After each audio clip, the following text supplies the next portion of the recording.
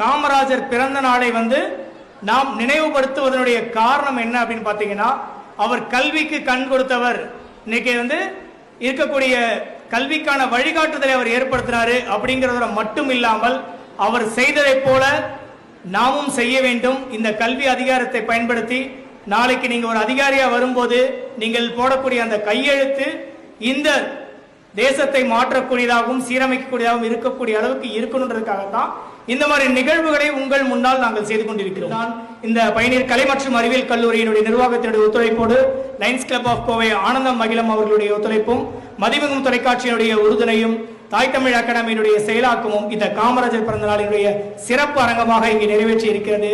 இந்த நிகழ்விற்கு விருதினை பெற்று இந்த சமூக பணியை செய்தவர்களும் காமராஜருடைய வழியை பின்பற்றுவர்களாகவும் அவர்களுடைய செயல்பாடுகளில் இருந்து நீங்களும் எடுத்து பின்பற்றினால் இந்த அரங்கம் வெறும் பேச்சரங்கமாக மட்டுமல்லாமல் செயலரங்கம்